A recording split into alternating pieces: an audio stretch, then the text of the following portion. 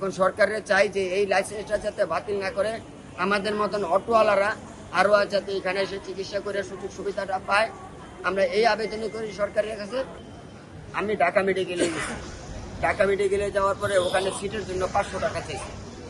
Doctor দেখার পরে ভর্তি দিয়ে দিয়েছে, ভর্তি দিয়ে এখানে বলে সিট নাই, ভর্তি হবে না। পরে আরেকজন লোক কিশোরটা এসে বলে যে আপনার একটা সিট ব্যবস্থা করে দিতেছে, আপনার আমাদের সাথে আসেন, আমি সিট ব্যবস্থা করি। কিন্তু তাহলে চলেন সিট দেখা, তো সিট দেখাইতে বলছে এই রুমে আপনার সিট দেওয়া হবে। তো আমি তো ভালো কথা, সিট দেওয়া হবে, 500 টাকা দিলাম। তো আপনি জানেন এখন এই সিটটা লইয়া যান, ভর্তি হয়ে যায়, আসেন 73 নাম্বার সিট খালি আছে। আমি গেছি, পরে গিয়ে হচ্ছে এটা কিসের স্লিপ আনছেন, কার স্লিপ, মানে কোনো ওই লোক আর নাই, হারাই গেছে গা। কিন্তু এখন এসে বলে যে সিট না, আমার এক ধমক দিয়েছে, সিট নেই, তো আপনারা কীভাবে ভর্তি দেবেন?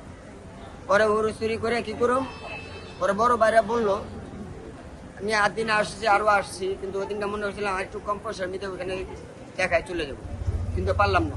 পরে আমি 8 দিনে আসলাম, 200 টাকাটা বই করলাম, ডাক্তার দেখলো, চেক আপ করলো, চেক আপ করার পরে তো ডাক্তার আবার জিজ্ঞেস করলাম আপনি কি আলাদা কোনো ভিজিট করতে হবে? না না না না, যে বই করছেন ওইটাই আমাদের ভিজিট। তো ঠিক আছে, ভালো কথা, ওইটাই ভিজিট। আমি আসলাম, আপনি ভর্তি হয়ে আসেন। আমি ভর্তি হইলাম, ভর্তি হওয়ার ফলে টাকা জমা দিলাম, গেল আমার সিটটা পাঠিয়ে দিল বাচ্চা সহকারে। এবারে বুয়ারে হাঁটলাম যে আপা আপনি 50 টাকা আপনি কিছু খাই, বাচ্চা কিছু তো ঘুরছেন, 50 টাকা খাই। সে বলে আমার কোনো টাকা লাগবে না, এখানে কোনো টাকা দিবেন না, এখানে কেউ টাকা নেবেন না। হাসপাতালের লাইসেন্স বাতিল করছে সরকার, সরকারের এই সিদ্ধান্তটাকে আপনি কতটুকু যুক্তিযুক্ত মনে করেন? সরকার যে এই যে লাইসেন্সটা বাতিল করছে, আরো বলতেছে যে আমাদের 6টা হাসপাতালে নিয়ে যাওয়ার জন্য, কিন্তু আমরা কোনো হাসপাতালে নেব না। আর এই হাসপাতাল লাইসেন্সটা যাতে বাতিল না করে, আমরা এইটাই চাই, এইটাই আমাদের কাছে সরকারের কাছে আবেদন।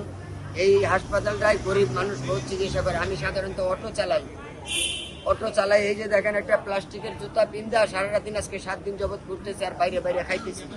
কিন্তু এখানে মাঝে মাঝে ওই যে আমার বাচ্চার খাওন আমি খাই, কি করবো, একটা হোটেলে খাইতে গেলে 200 টাকা লাগে।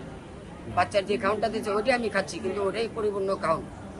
যাক, আমি আমার বাচ্চারা খাওয়াইতেছি, আমি খাওয়াইতেছি, আমি খাই না, আমার ফ্যামিলিটারে খাওয়াইতেছি। আমি এক উক্ত খাইলে আরেক উক্ত না খাই থাকতেছি, এই অবস্থা। কালকে সারাদিনে আমি এক উক্ত মাত্র ভাত খেয়েছি, আর দুপুরের খাউনটা ওই বাচ্চার খাউনটাই খাইছি। এই অবস্থায় আমরা চলতেছি। এখন সরকারের চাই যে এই লাইসেন্সটা যাতে বাতিল না করে, আমাদের মতন অটোওয়ালারা আরও যাতে এখানে এসে চিকিৎসা করে সুযোগ সুবিধাটা পায়, আমরা এই আবেদনই করি সরকারের কাছে। সরকারের কাছে দয়া করে যাতে আমাদের গরিবের জন্য হাসপাতালটা খোলা রাখে, এটি আপনার কাছে আবেদন।